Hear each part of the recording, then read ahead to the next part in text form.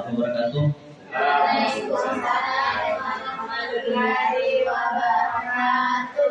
Innal hamdalillah nahmaduhu wa nasta'inuhu wa nastaghfiruh wa na'udzu billahi min shururi anfusina wa min sayyiati a'malina. May yahdihillahu fala mudilla lahu wa may yudlil fala hadiya lahu.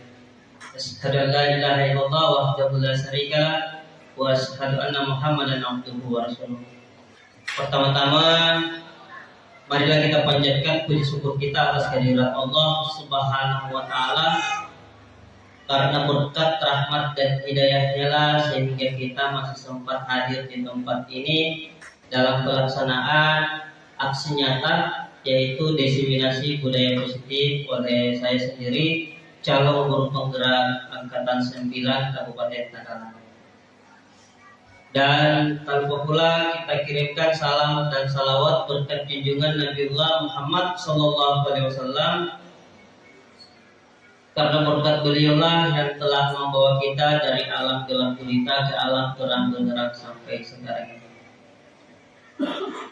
Adapun susunan acara pada hari ini, yang pertama pembukaan oleh protokol yang sedang berlangsung sekarang. Yang kedua, adapun ada arahan dari Bapak Kepala Sekolah terkait dengan diseminasi budaya positif. Marilah kita untuk mengefisienkan waktu, kita sama-sama membuka acara ini dengan bersama-sama membaca basmalah. Bismillahirrahmanirrahim. Acara yang kedua yaitu arahan dari Kepala Sekolah. Dengan ini saya persilahkan dengan terima kasih. Bismillahirrahmanirrahim. Assalamualaikum warahmatullahi wabarakatuh. Bapak calon guru penggerak yang kita hormati dan kita banggakan semua, Bapak dan Ibu guru yang saya hormati dan saya banggakan, dan Ibu sekalian yang saya cintai dan saya banggakan.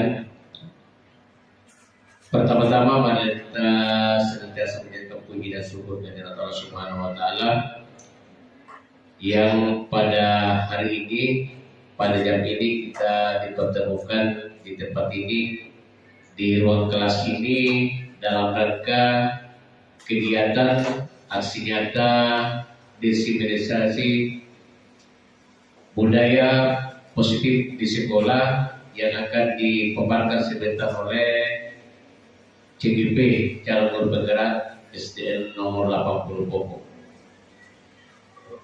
Ini berkat kerjasama kita semua dalam rangka mendukung CGP yang ada di sekolah kita.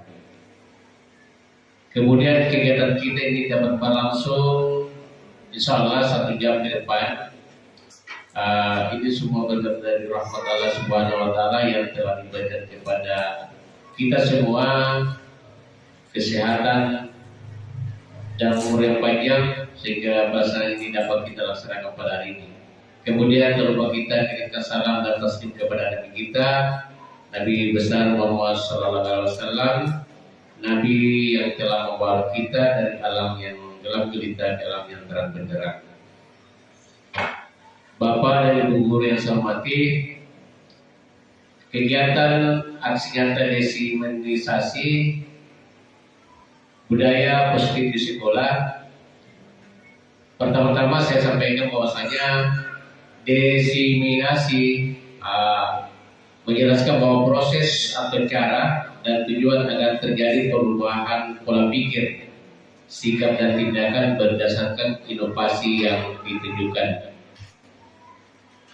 Kalau berbicara masalah budaya positif, bahwa budaya positif itu merupakan perwujudan dari nilai-nilai atau keyakinan universal yang tampak di sekolah. Budaya positif di sekolah sudah dapat diciptakan sejak instan. Dalam penerapan budaya positif diperlukan tuntunan dan tauladan dari seorang guru. Jadi salah satu guru kita yang akan menjadi calon guru penggerak yang sebentar akan mempresentasikan atau memaparkan aksi nyata tentang diseminasi budaya positif di sekolah. Yang termasuk budaya positif di sekolah, buat kita hampir satu, yaitu yang sering kita lakukan adalah gerakan literasi sekolah. Gerakan literasi sekolah, kemudian kegiatan-kegiatan ekstrakurikuler, kegiatan kepramukaan yang kita biasa laksanakan, kemudian kegiatan pembiasaan awal dan akhir pada proses pembelajaran. Itu budaya positif yang telah kita lakukan di sekolah. Tujuannya adalah menumbuhkan karakter anak atau siswa, bahwa kita semua percaya bahwa tujuan penting sekolah untuk perubahan karakter anak atau siswa. Jadi dengan budaya positif di atas dapat menumbuhkan sikap bergotong royong, mampu melakukan kegiatan secara bersama-sama sehingga tercipta suatu kolaborasi yang baik antar warga sekolah, adanya rasa peduli bagi siswa dan semua pihak lain. Ini adalah salah satu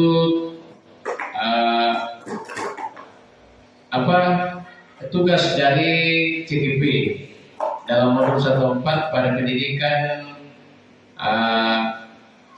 guru penggerak yang harus disampaikan kepada kita tentang materi diseminasi budaya positif oleh calon guru penggerak Radis SPD dari SDN nomor 80.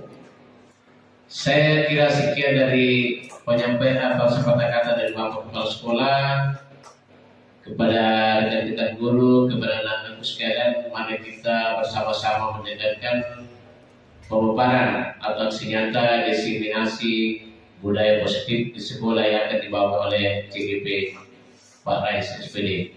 Sekian. Assalamualaikum warahmatullahi wabarakatuh. Ya, demikianlah tadi tentang arahan dari kepala sekolah. Saya pribadi Pak mengucapkan banyak-banyak terima kasih atas dukungan serta semua hal yang diberikan untuk bagaimana saya mengikuti CGP Angkatan 9 pada tahun ini. Acara yang selanjutnya yaitu pemaparan materi, di mana pemaparan materi ini yang saya sendiri akan bawakan. Terkait dengan materi diseminasi ini adalah budaya positif. Kalau berbicara tentang budaya positif, apa kira-kira yang ada di benak teman-teman terkait dengan budaya positif? Pembiasaan atau hal-hal positif yang dilakukan di sekolah. Contoh misalnya, mungkin ada teman-teman yang bisa sebutkan apa yang ada di benak kita di saat kita berbicara tentang budaya positif di sekolah ataupun di kelas. Iya. Pada saat melihat sampah, tidak mesti lagi menyampaikan kepada anak-anak bahwa pungut itu sampahnya. Istilahnya itu sudah membudaya sama anak-anak. Pembiasaan sehari-hari bahwa ada kata lisan, lihat sampah ambil. Jadi tidak mesti lagi kita memberitahu anak-anak. Artinya budaya positif ini sudah tertanam di dalam diri kita untuk melakukan hal-hal yang positif. Mungkin masih ada jawaban lain dari teman-teman yang ada di benak kita. Apa sih sebenarnya budaya positif itu? Apa-apa yang dilakukan, tindakan apa saja yang dilakukan sehingga dikatakan budaya positif? Mungkin masih ada.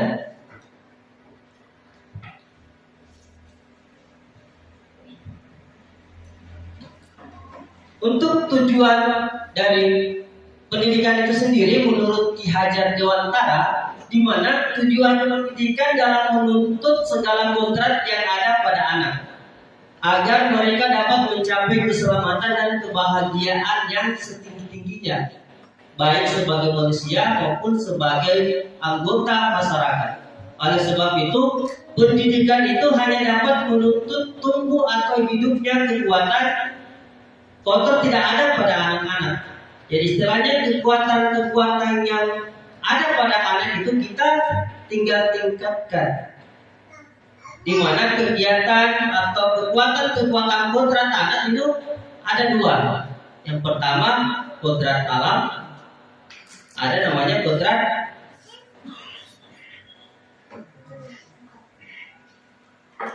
kekuatan kodrat anak itu terbagi atas dua, kodrat alam dan kodrat ada yang ada pada diri anak.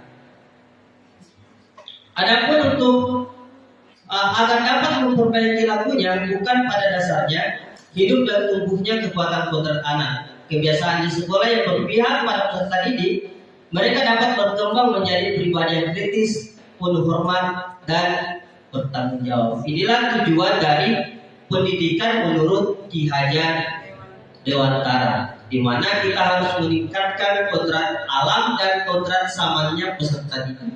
Kodrat alam ini berupa yang ada pada diri anak itu sendiri, di mana yang muncul pada diri anak itu. Kalau kodrat zaman itu adalah kodrat di mana di luar dari kodrat alamnya peserta didik.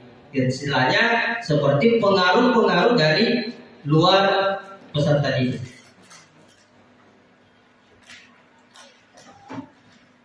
Adapun budaya positif di sekolah yaitu nilai dan kebiasaan di sekolah yang berpihak pada murid. Jadi budaya-budaya positif ini yang kita akan lakukan di sekolah itu semuanya itu berpihak kepada peserta didik ataupun murid.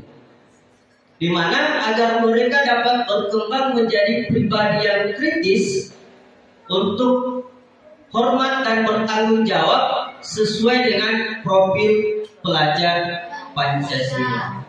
Di mana profil pelajar Pancasila ini berbagi atas beberapa dimensi. Mungkin teman-teman mengingat apa-apa saja dimensi dari profil pelajar Pancasila. Di mana beriman dan bertakwa kepada Tuhan Yang Maha Esa, berakhlak mulia, berkebinekaan global, gotong royong, mandiri dan bernalar. Itulah yang akan kita tumbuhkan dalam budaya positif di sekolah ini.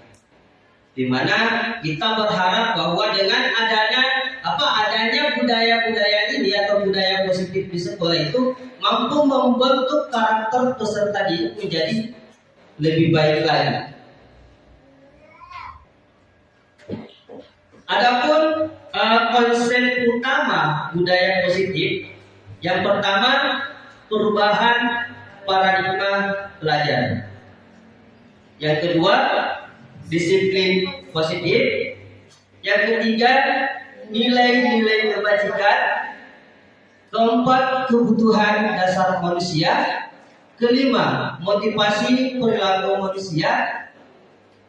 Selanjutnya posisi kontrol guru, keyakinan kelas baru, serta segitiga restitusi. Jadi ini yang akan kita bahas sebentar untuk 1 jam ke depan, di mana perubahan paradigma belajar, disiplin positif, nilai-nilai kebajikan, kebutuhan dasar manusia, motivasi perilaku manusia, posisi kontrol guru, keyakinan kelas baru, serta segitiga restitusi.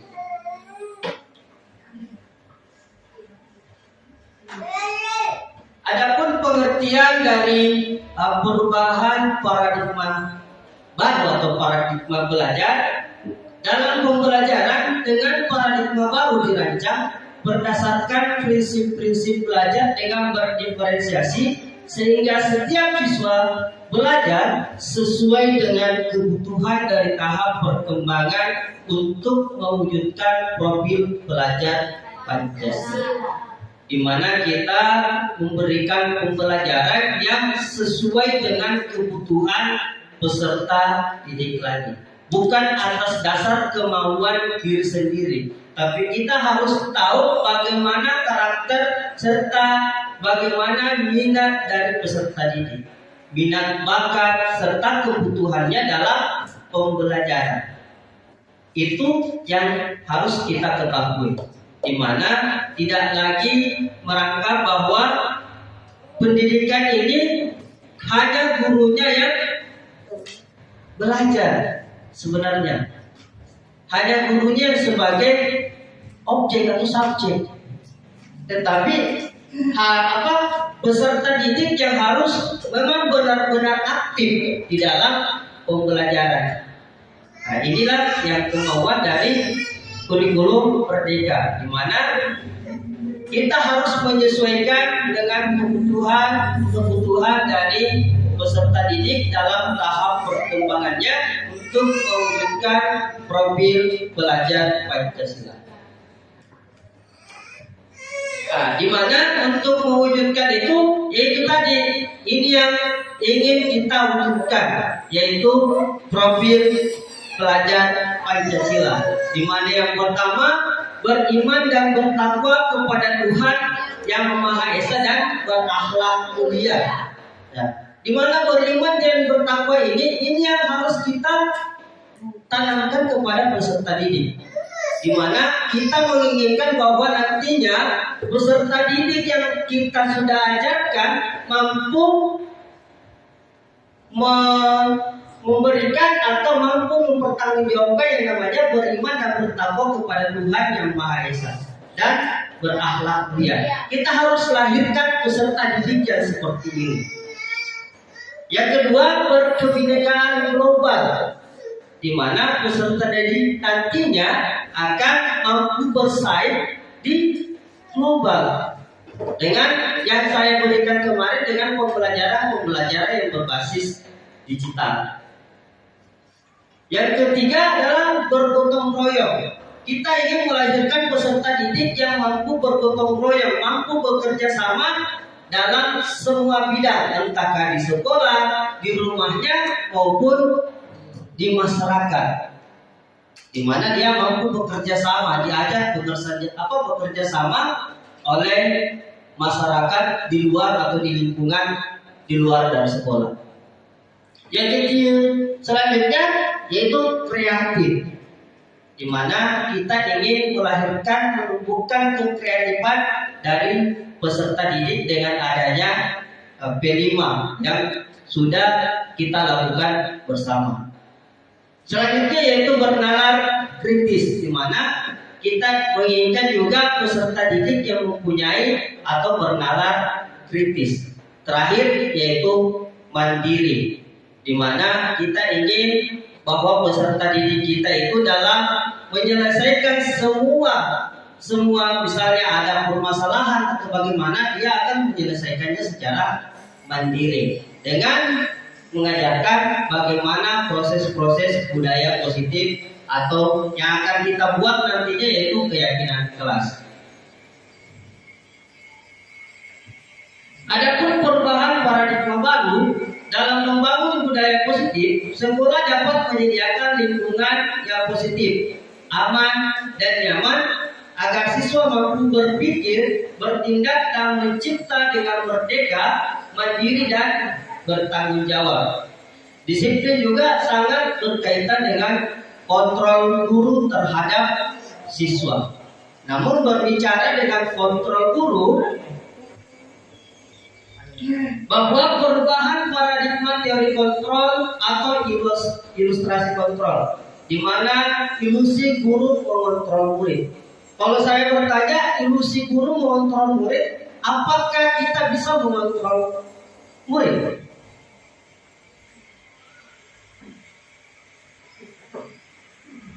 Yang seharusnya kita harus memberikan berdasarkan kebutuhan mereka. Yang kedua, ilusi bahwa kritik dan membuat orang merasa bersalah dapat menguatkan karakter. Semua penguatan positif, efektif, dan bermanfaat. Ilusi bahwa orang dewasa memiliki hak untuk memaksa. Apakah bisa seperti ini? kepada peserta didik.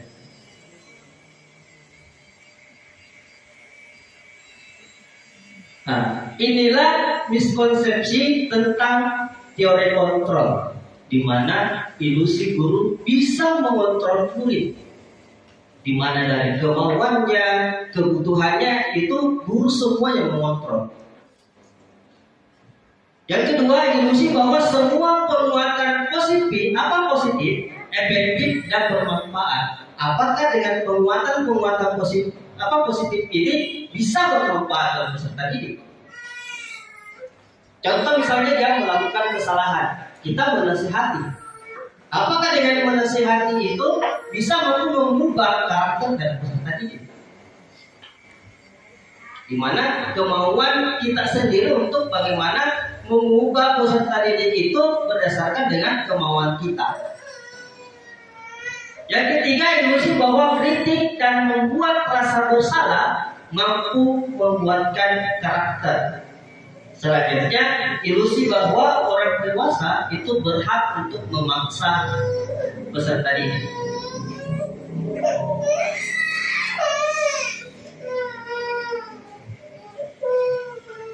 Dalam hal ini sebenarnya kita sendiri yang bisa memegang kontrol atas kepala tangan kita, apakah kita membuka atau menutup kepala tangan kita. Itu bergantung pada diri kita masing-masing, sesuai dengan kebutuhan dasar kita. Kalau misalnya saya bertanya, apakah teman-teman mampu dikontrol oleh orang lain?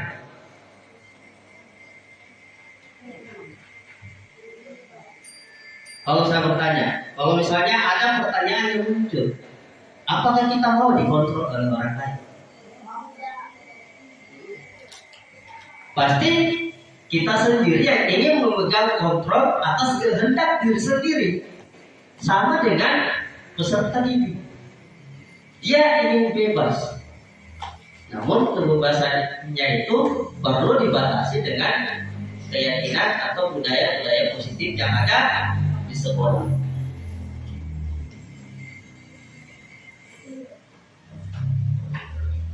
Untuk mengubah paradigma atau stimulus respon ke pendekatan teori kontrol, di mana stimulus respon itu terdapat dari beberapa bagian, di mana realitas kebutuhan kita bersama, kita sama-sama. Semua orang melihat hal yang sama. Kita mencoba mengubah orang agar berpandangan sama dengan kita. Perilaku buruk dilihat sebagai suatu kesalahan, atau orang lain bisa mengontrol saya bisa mengontrol orang lain. Pemaksaan ada pada saat rujukan gagal, model berpikir menang kalah. Apakah ini sesuai dengan kita? Di mana semua orang melihat hal yang sama. Apakah yang kita lihat itu bisa sama? Apakah yang kita lihat itu misalnya suatu benda dari sudut pandang yang sama atau beda, itu mengatakan benda itu sama? Perilaku buruk dilihat sebagai suatu kesalahan. Bisa dikatakan seperti itu. Apakah perilaku buruk itu dilihat sebagai suatu kesalahan? Apakah orang lain bisa mengontrol saya? Tidak. Saya bisa mengontrol orang lain. Apakah kita bisa mengontrol orang lain? Apakah pemaksaan ada pada saat bujukan yang gagal? Misalnya kita bujuk, dia tidak mau, ya dipaksa. Apakah harus seperti itu? Dan model berpikir menang atau kalah. Yang seharusnya teori kontrol itu, realitas kebutuhan itu sebenarnya kita berbeda, tidak sama. Yang kedua, setiap orang memiliki gambaran yang berbeda. Harusnya teori kontrol itu, realitas kebutuhan itu sebenarnya kita berbeda, tidak sama.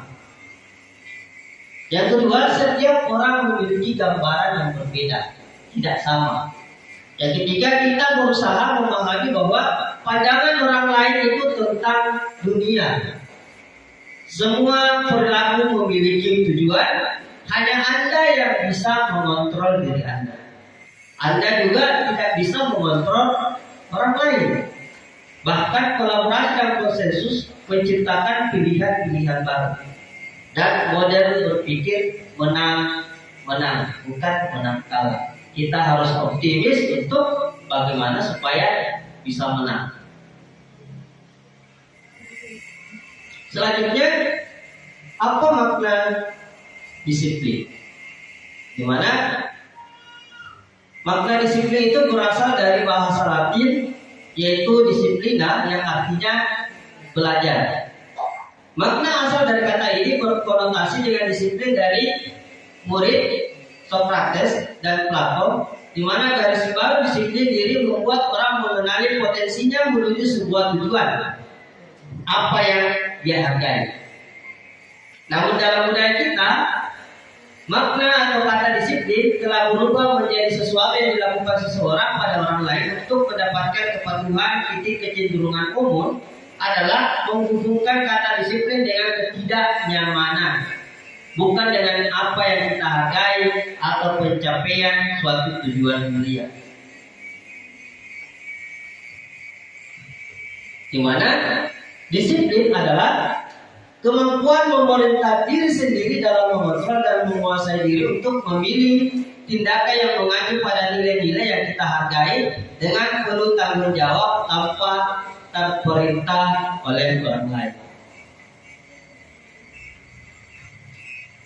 Adapun nilai-nilai kebajikan universal, di mana nilai yang kita sepakati bersama lepas dari suku bangsa, agama, bahasa maupun latar belakangnya. Di mana yang pertama, profil pelajar Pancasila, beriman dan bertakwa kepada Tuhan Yang Maha Esa dan berakhlak mulia, berkebinekaan global, gotong royong, mandiri, kreatif dan beralat kritis. Yang kedua, toleransi atau rasa hormat, integritas, mandiri, menghargai, antusias, empati, keingin-tahuan, kreativitas, kerjasama, percaya diri dan komitmen. Adapun untuk keterampilan hidup atau life skill, dapat dipercaya, lurus hati, pendengar yang aktif, tidak merendahkan orang lain, dan memberikan yang terbaik dari diri. Inilah kebaikan-kebaikan universal yang harus kita tanamkan kepada peserta didik.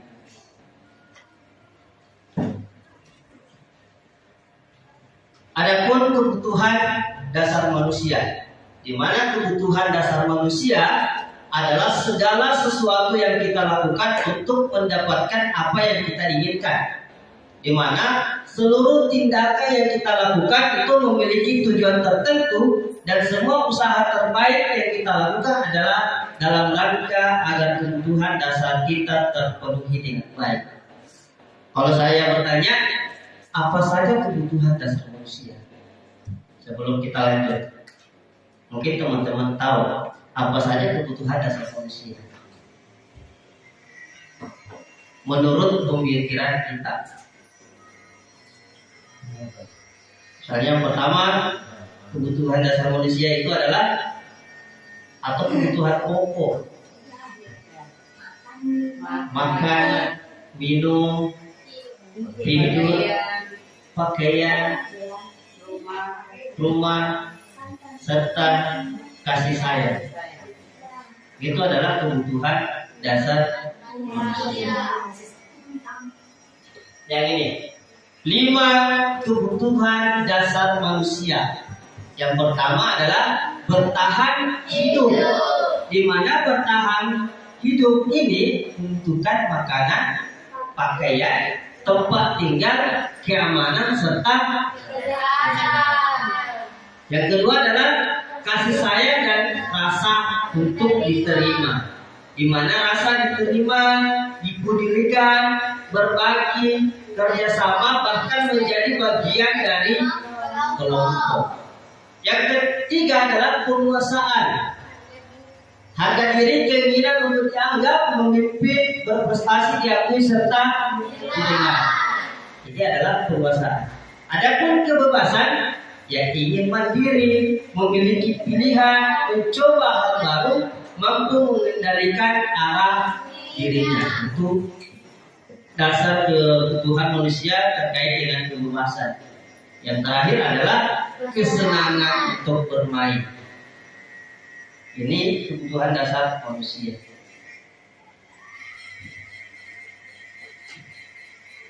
Selanjutnya, motivasi perilaku manusia, di mana motivasi merupakan dorongan yang timbul pada diri seseorang secara sadar ataupun tidak sadar untuk melakukan suatu tindakan dengan tujuan tertentu. Di mana yang pertama, menghindari ketidaknyamanan dan hukuman, di mana murid akan melakukan disiplin karena ia takut dihukum.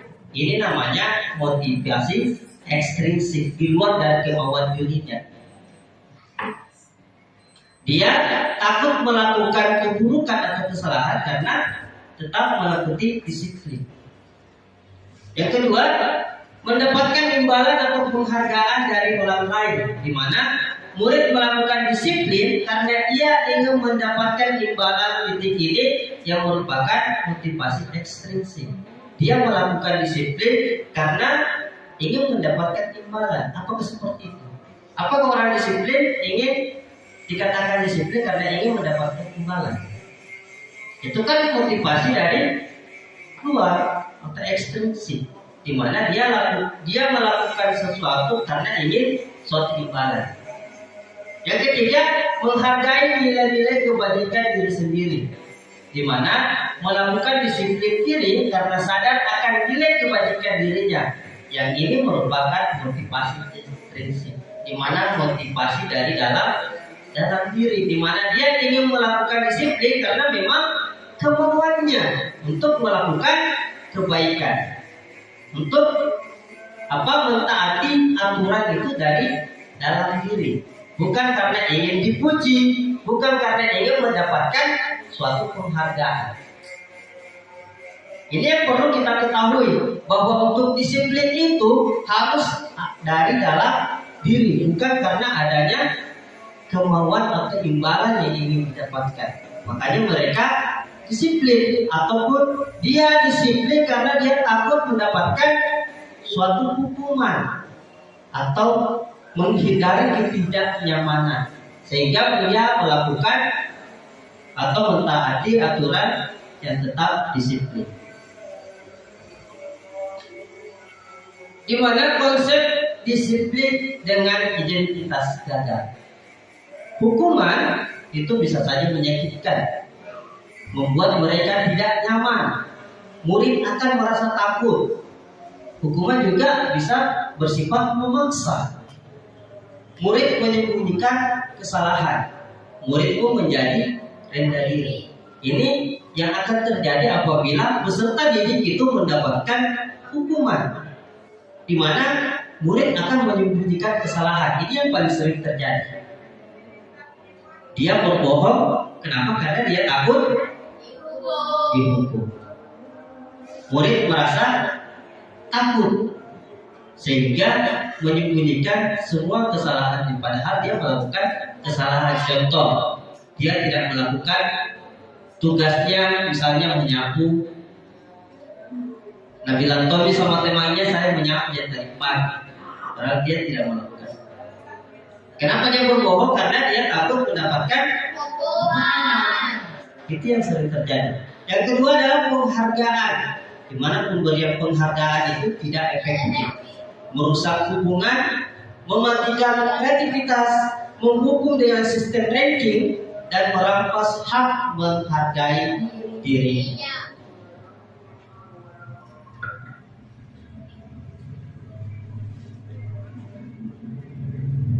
Selanjutnya yaitu konsep disiplin dengan identitas sukses, di mana ada konsekuensi, penguatan jangka pendek, perlu monitoring atau berkelanjutan, stimulus respon, murid menghormati peraturan, selanjutnya kehilangan waktu untuk merenungi kesalahan. Sebenarnya ini biasanya kalau peserta didik diberikan hukuman akan mendapatkan suatu konsekuensi, di mana konsekuensinya ini sebenarnya apabila contoh ada melakukan kesalahan langsung disuruh memungut sampah atau bagaimana, bahkan dia sudah kehilangan waktu untuk merenungi kesalahannya. Kenapa sebenarnya dia melakukan kesalahan? Padahal kesalahan itu bisa diperbaiki, tapi kita langsung menghukumnya dengan memberikan konsekuensi. Berdiri di depan kelas, atau bisa saja membersihkan WC. Dia mendapatkan konsekuensi dari apa atau pelanggaran yang mereka dapatkan. Itu yang sering terjadi. Padahal seharusnya apabila kita lakukan restitusi atau konsep disiplin, di mana murid bertanggung jawab untuk perilakunya atau pelakunya. Yang kedua, fokus pada pemecahan masalah jangka panjang. Selanjutnya, murid menghormati dirinya dan orang lain. Adapun teori kontrol, dirinya memegang kontrol. Murid sangat bersemangat. Di mana restitusi ini murid akan diajarkan bagaimana supaya mereka itu bisa bertanggung jawab atas kesalahan-kesalahan yang mereka lakukan. Bisa saja dia melakukan kesalahan karena ada alasan kenapa mereka melakukannya. Fokus pada pemecahan masalah jangka panjang. Jadi diajari anak-anak untuk bagaimana supaya masalahnya dia pecahkan sendiri dengan didampingi oleh guru.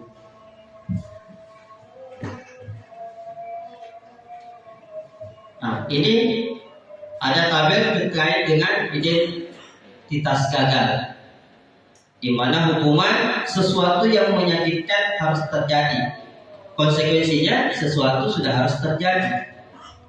Restitusi merupakan pilihan untuk menyelesaikan masalah. Tidak nyaman untuk murid atau anak itu jangka waktu panjang. Korban mendapatkan keadilan, di mana pada saat hukuman kadang korban itu mendapatkan keadilan.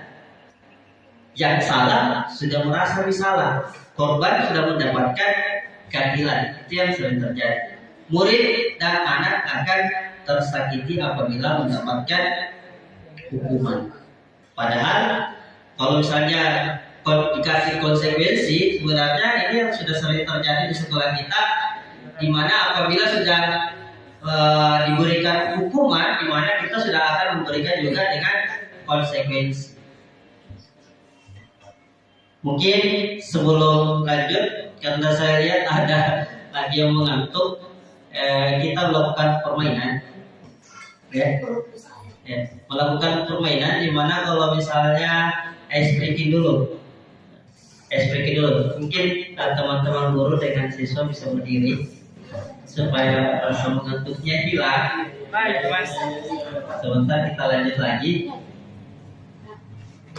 Kalau misalnya saya katakan clap one, berarti bertepuk satu kali.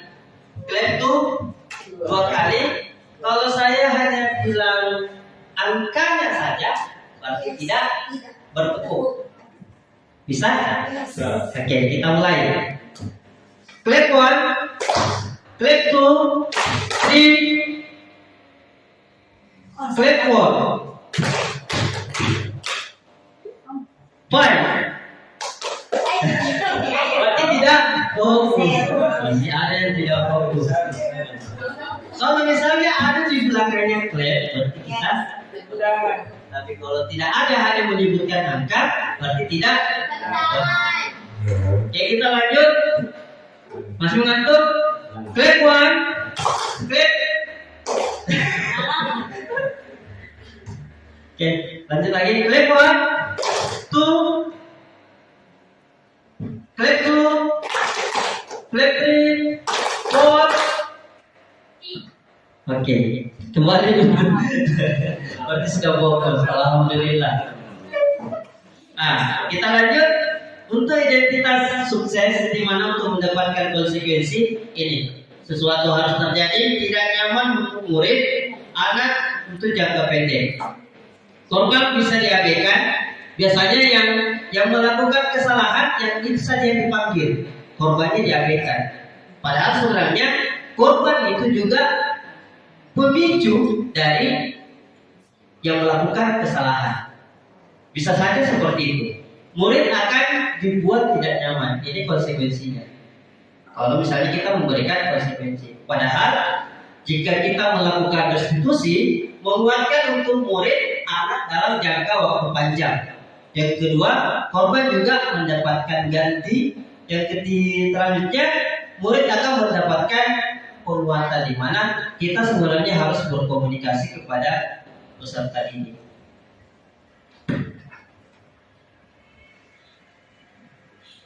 Di mana perilaku pasif agresif itu meningkat. Apabila kita memberikan hukuman kepada peserta didik, sebenarnya bukan tambah baik itu peserta didik, tetapi akan tambah nakal.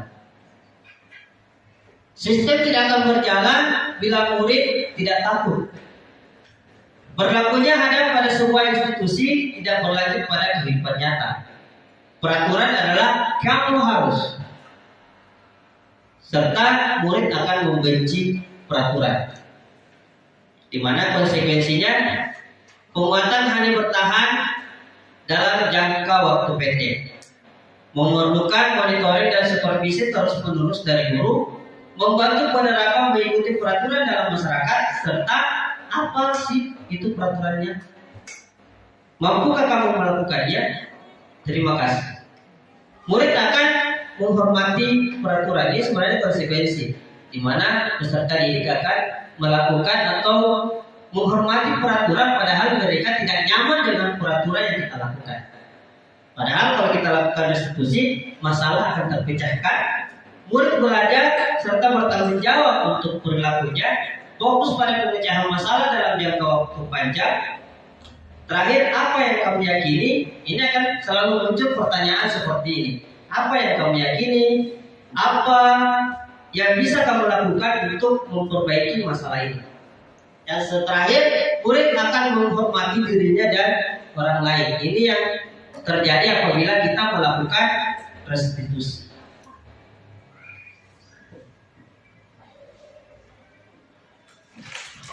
Ini dampak pada murid akan marah, merasa bersalah, rendah diri, serta mengasingkan diri apabila kita memberikan suatu hukuman. Tiba-tiba tidak diharapkan atau sangat melukai. Dibuat guru, menyakitkan guru menjalani konsekuensi dengan menyalahkan, mengkritik, menyindir, serta merendahkan. Adapun konsekuensinya kehilangan hak, waktu jeda seorang diri sudah diketahui yang masuk akal, dibuat oleh guru dan murid, membantu guru menyatakan peraturan, melakukan peringatan dan menerapkan konsekuensi. Tapi apabila kita melakukan restitusi, murid atau anak tidak kehilangan waktu, namun bersemangat untuk memperbaiki diri. Ini banyak-banyak akan bertanggung jawab pada diri sendiri. Selanjutnya berupa undangan untuk mengadakan restitusi, di mana biasanya peserta didik akan dipanggil untuk bagaimana supaya bercakap, berkomunikasi dengan peserta didik apa yang sebenarnya dia lakukan. Kenapa dia melakukannya? Apakah dia tahu keyakinan sekolah kita bahwa apa yang mereka lakukan itu salah sebenarnya? Serta menguatkan atau guru menyebutkan keyakinan kelas, membimbing kerangka acuan berpikir restitusi murid atau peserta didik. Ini yang harus kita lakukan untuk bagaimana supaya perlakuan dari pemberian hukuman serta konsekuensi itu tidak baik kepada peserta didik. Yang seharusnya kita lakukan yaitu melalui tahapan restitusi.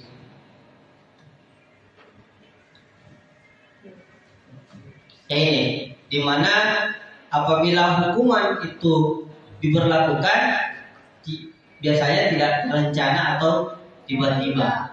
Murid tidak tahu apa yang akan terjadi jika tidak dilibatkan. Bersifat satu arah. Kenapa bersifat satu arah? Pasti yang hanya melakukan kesalahan yang akan dihukum. di mana berupa hukuman fisik atau psikis. Bisa saja berupa hukuman fisik, bisa saja psikis. Di mana konsekuensinya ini terencana, disepakati sesuai dengan peraturan. Sesuai dengan peraturan yang sudah dilakukan.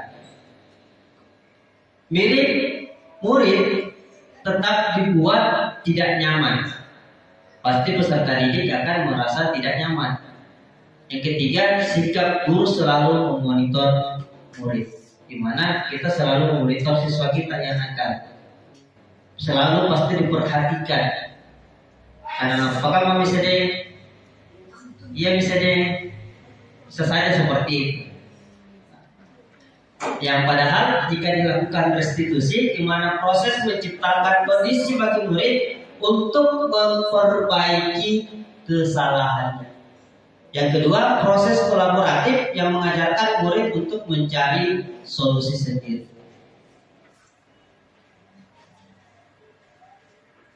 Nah, di sini ada pertanyaan, di mana tindakan guru, hukuman atau konsekuensi. Mencatat 100 kali di dalam buku kalimat, saya tidak akan terlambat lagi karena terlambat ke sekolah. Ini termasuk hukuman atau konsekuensi? Konsekuensi. Apa? Konsekuensi. Yang kedua, lari mengelilingi lapangan basket 2 kali karena terlambat hadir di sekolah. Ini termasuk hukuman atau konsekuensi? Hukuman. Selanjutnya, murid diminta untuk push up 15 kali karena tidak menggunakan masker ke sekolah. Apakah ini konsekuensi atau hukuman? Hukuman. Menggantikan kertas tugas teman yang telah dicoret-coret. Ini hukuman atau konsekuensi? Konsekuensi. Membersihkan tumpahan air di meja tulis karena tersenggol pada saat belajar. Hukuman atau konsekuensi? Konsekuensi. Murid disuruh untuk menggunakan sepatu seharian di sekolah karena tidak menggunakan sepatu hitam. Hukuman atau konsekuensi? Hukuman. Lari mengelilingi lapangan basket 2 kali karena terlambat 10 menit untuk pelajaran PJK. Hukuman atau konsekuensi? Kita lihat jawabannya.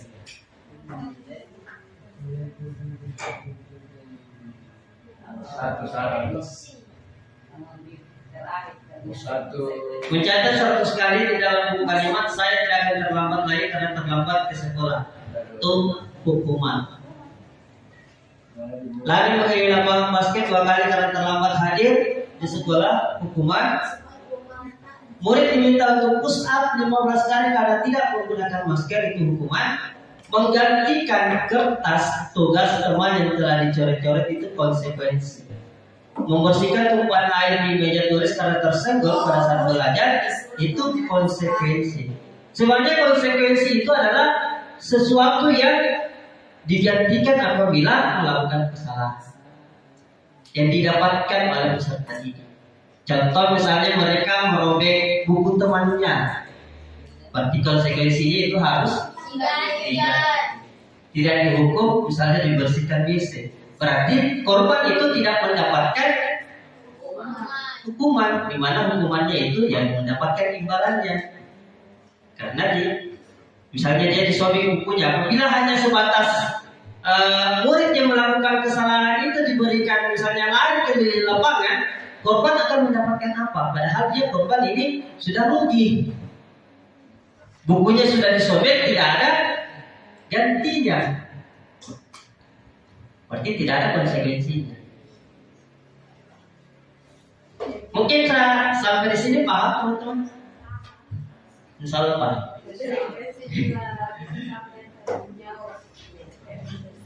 5 posisi kontrol guru, di mana sebagai penghukum, kedua sebagai pembuat merasa bersalah, ketiga sebagai teman, keempat sebagai pemantau, dan yang kelima sebagai manajer.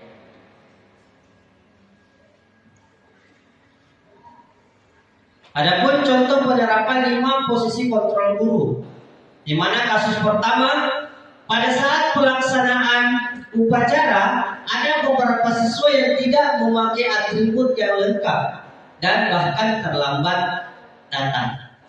Jika kita sebagai penghukum, berarti peserta didik akan memungut sampah yang ada di pekarangan. Pasti kita akan suruh seperti itu sebagai hukumannya. Yang kedua, berdiri selama 1 jam dan hormat kepada bendera. Ini yang biasa terjadi. Serta membersihkan WC apabila kita sebagai penghukum. Yang kedua, apabila kita sebagai pembuat merasa bersalah, berapa kali Bapak Ibu bertahu kamu selalu mengecewakan Bapak Ibu? Itu pertanyaan yang selalu muncul kepada peserta didik.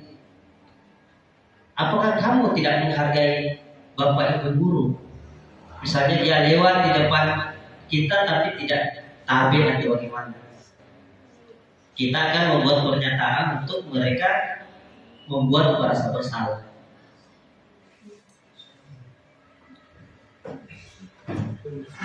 Apabila kita sebagai teman, ayolah, masa kamu melanggar aturan sekolah?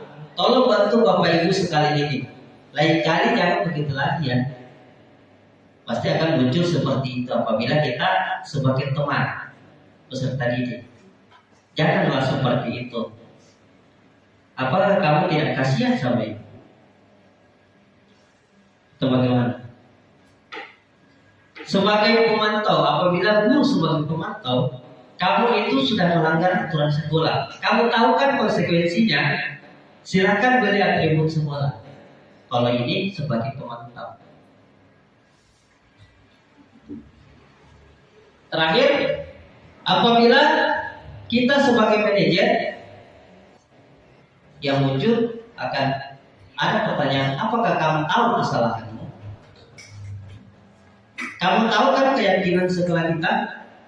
Kira-kira apa yang bisa kamu lakukan untuk memperbaiki kesalahanmu? Ini pertanyaan-pertanyaan muncul apabila kita sebagai manajer.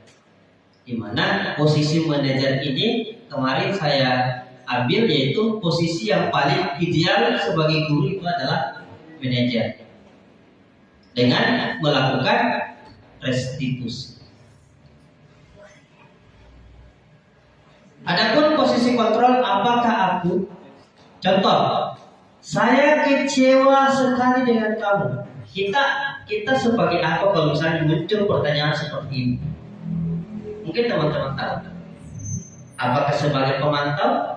Apakah sebagai penghukum? Apakah sebagai manajer? Ataukah si pembuat merasa bersalah? Saya kecewa dengan sekali. Berarti pembuat merasa bersalah. Yang kedua, kamu tidak pernah benar melakukannya. Sebagai pemantau, apa rencanamu untuk menyelesaikan masalah ini? Sebagai manajer, ayolah lakukan demi Bapak Ibu. Sebagai teman, kamu tidak pernah mendapat nilai jika tidak mengerjakan tugas. Sebagai pemantau, kira-kira apa yang bisa kamu lakukan untuk memperbaiki kesalahanmu? Kita sebagai manajer, ini akan muncul apabila kita berlaku sebagai manajer. Jadi kita akan membuat peserta didik itu bagaimana supaya dia mempertanggungjawabkan kesalahannya.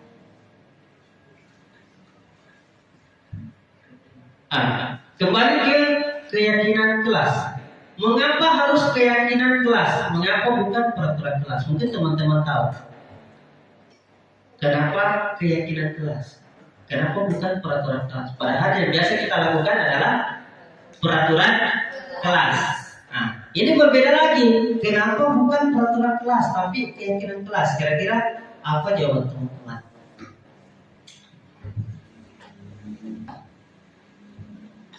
Biasanya kita membuat peraturan kelas, tapi yang sekarang ini adalah keyakinan kelas.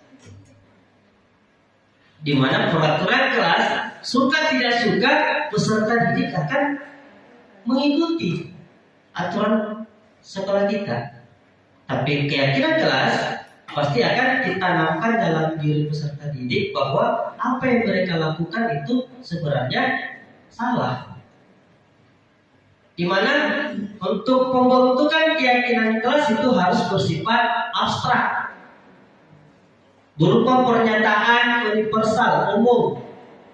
Ketika dibuat dalam pernyataan positif, sedikit saja agar mudah diingat, sesuai dengan kondisi kelas dan sekolah sehingga mudah diterapkan. Semua warga sekolah atau warga kelas dilibatkan saat membuat keyakinan kelas. Jadi jangan hanya kita yang membuat keyakinan kelas, tapi kita buat sama-sama membuat keyakinan kelas. Di mana dari peraturan kelas ini kita akan berubah menjadi keyakinan sekolah atau keyakinan kelas.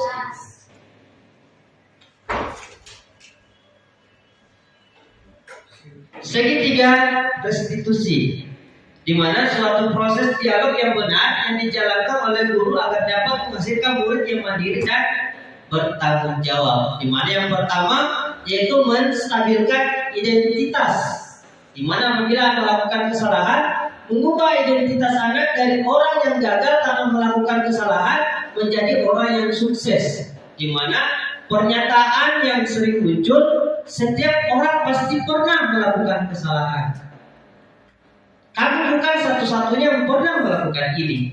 Ini untuk bagaimana supaya menstabilkan identitas.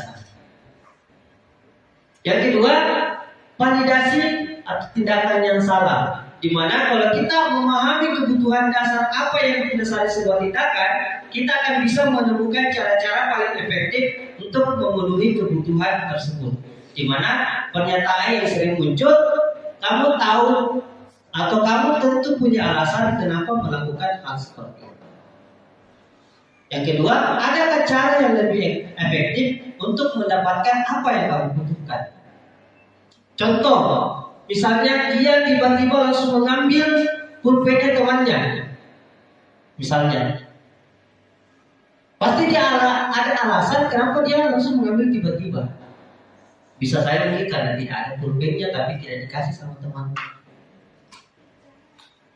Atau mungkin misalnya dia tidak datang ke sekolah padahal ada kegiatan penting di sekolah. Tetapi karena dia tidak datang karena mungkin dia ikut sama orang tuanya. Berarti kita harus menyatakan atau menanyakan kenapa dia melakukan hal seperti itu. Karena mereka melakukan hal-hal atau suatu kesalahan karena dia mempunyai alasan dari kegagalan dia.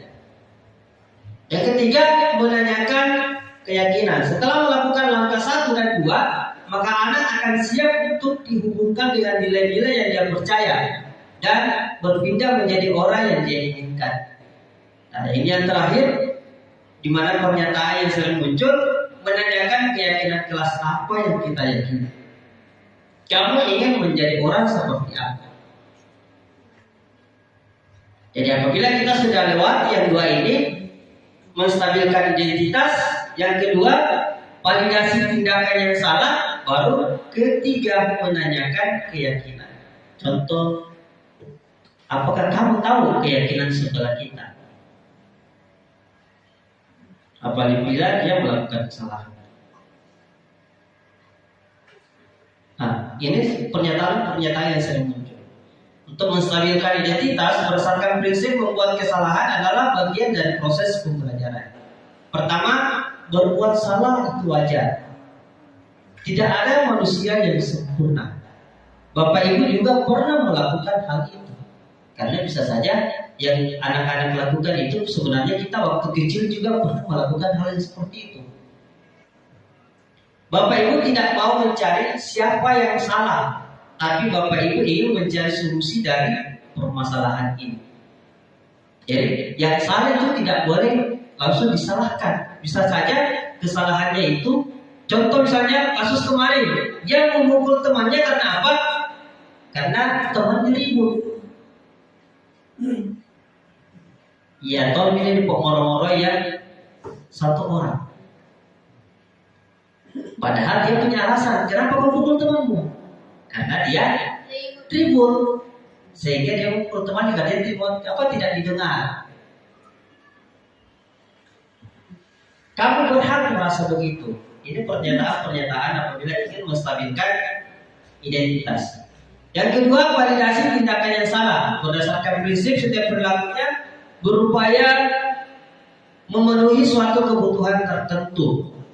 Di mana pernyataan yang sering muncul, kamu pasti punya alasan mengapa melakukan hal itu, padahal kamu bisa melakukan yang lebih buruk dari ini ya. Ini pernyataan-pernyataan yang sering muncul.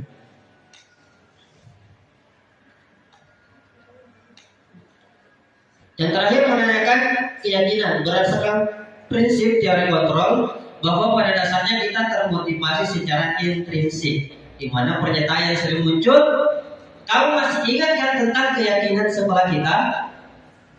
Apakah tindakan ini sesuai dengan keyakinan sekolah kita? Apakah kamu tahu keyakinan sekolah kita? Kamu ingin menjadi orang seperti apa? Ini adalah pertanyaan-pertanyaan atau menanyakan keyakinan apabila sudah melakukan tindakan satu dan tindakan dua. Jadi kita ajak peserta didik untuk berkomunikasi. Di mana kesimpulan, di mana maksud dari nilai-nilai yang kita hargai adalah nilai-nilai kebajikan, di mana sifat-sifat positif manusia yang merupakan tujuan mulia yang ingin dicapai setiap individu, nilai-nilai kebajikan yang ingin dicapai oleh setiap anak Indonesia, kita kenal dengan profil pelajar Pancasila. Yang pertama, beriman dan bertakwa kepada Tuhan Yang Maha Esa dan berakhlak mulia, berkebinekaan global, bergotong royong, mandiri, kreatif dan bernalar kritis. Sekian dan terima kasih. Mungkin ada yang ingin ditanyakan teman-teman?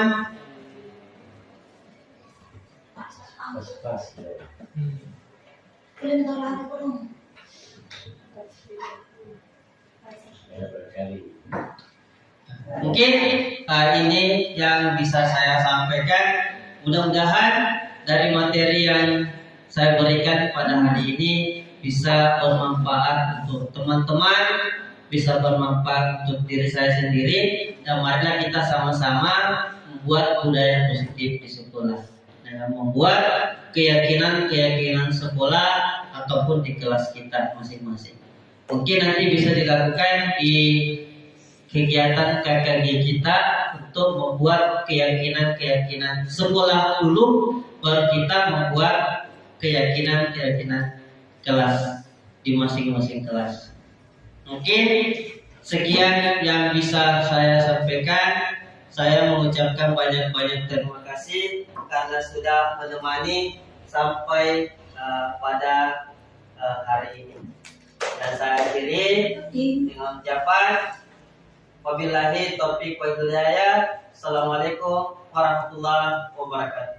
Waalaikumsalam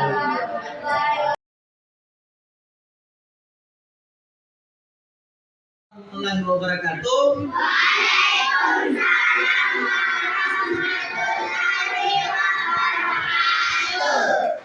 Hari ini kabar kalian bagaimana?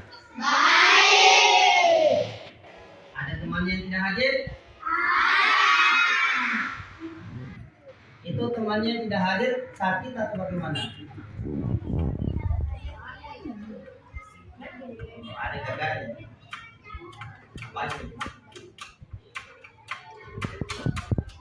Ini saya hari ini kita akan belajar atau membuat keyakinan. Kenapa bukan peraturan kelas? Kenapa keyakinan kelas? Apa kira-kira? Kenapa kita ubah dari peraturan kelas menjadi keyakinan kelas? Supaya apa? Kalian yakin atau bisa menanamkan dalam diri untuk kita yakini, untuk kita berbuat baik. Contoh, peraturan kelas kan kemarin biasanya dilarang membuang sampah sembarangan, dilarang ribut di dalam kelas pada saat proses. Itu kan peraturan kelas kan yang kemarin-kemarin kita lakukan. Sekarang kita ganti dengan keyakinan. Nah, sebentar saya bagikan ini sticky note ya. Kalian tulis satu saja keyakinan kelas yang ingin kalian lakukan atau kegiatan positif. Tidak ada lagi yang namanya dilarang membuang sampah, dilarang berkelahi. Kita harus membuat keyakinan kelas di mana kalimatnya itu tidak ada lagi yang dilarang. Contoh, dilarang membuang sampah. Apa kalimat artinya kalau dilarang membuang sampah biasanya? Menjaga kebersihan. Apalagi kira-kira? Dilarang berkelahi. Biasanya kalimat keyakinannya itu harus saling lagi bertanggung jawab atau dilarang tidak mengerjakan tugas.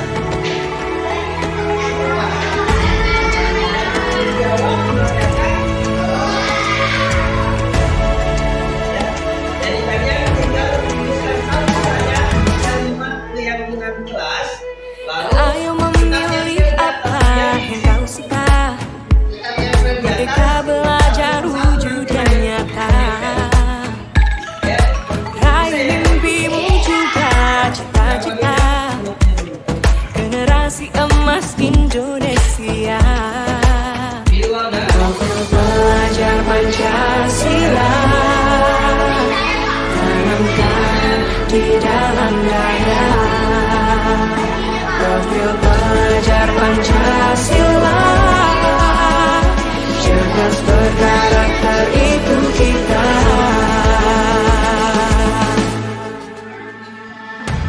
Beriman dan bertakwa pada Tuhan yang Maha Esa. Berakhlak mulia berkebinekaan global kita.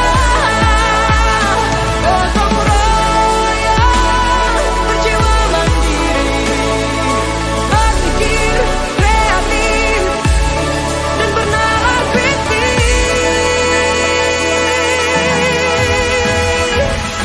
Perbedaan bukan suatu halangan untuk kita saling bergandeng tangan. Bhinneka Tunggal Ika semboyan negeri kita yang harus kita jaga bersama. Profil pelajar Pancasila tanamkan di dalam dada. Profil pelajar Pancasila cerdas berkarakter itu kita.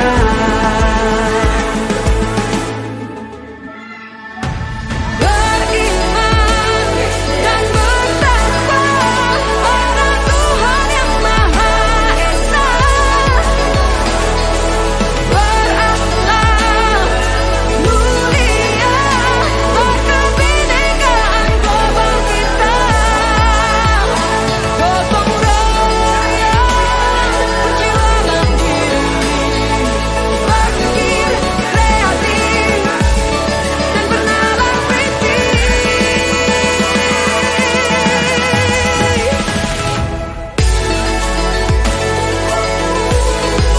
Profil pelajar Pancasila.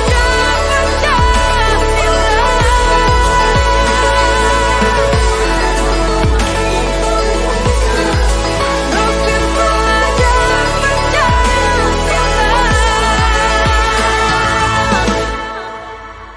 Apalagi hidup dengan teman.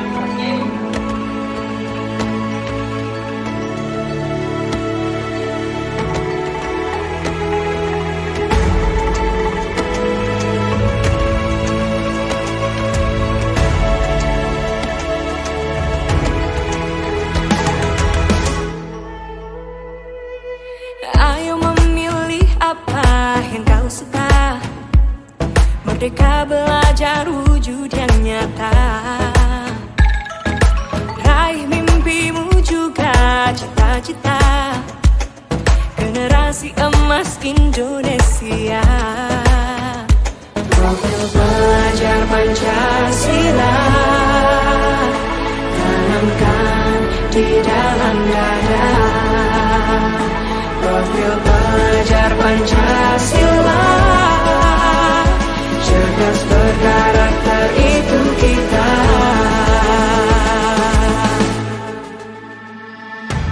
Beriman dan bertakwa pada Tuhan Yang Maha Esa.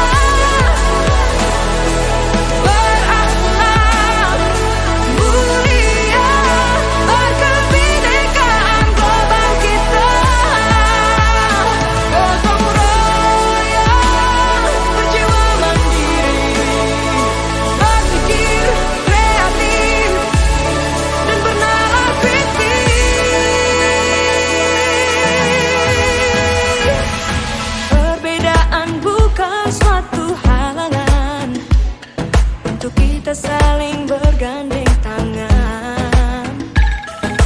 Bhinneka Tunggal Ika, semboyan negeri kita yang harus kita jaga bersama.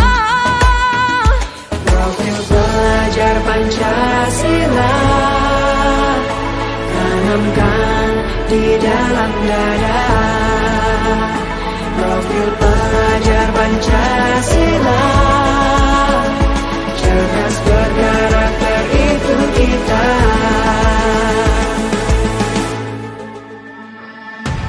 Beriman dan bertakwa pada Tuhan Yang Maha Esa. Berakhlak mulia, berkebinekaan global kita.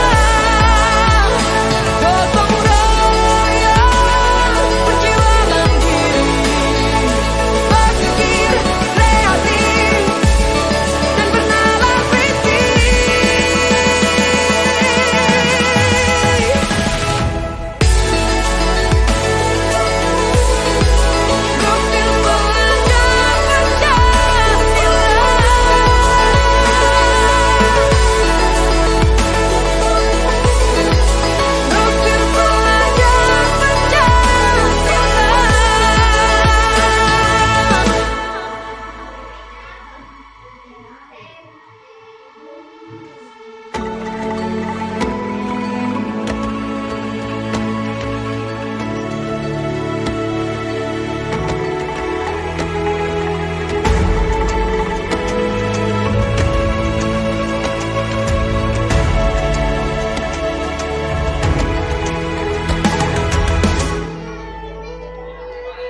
Ayo memilih apa yang kau suka.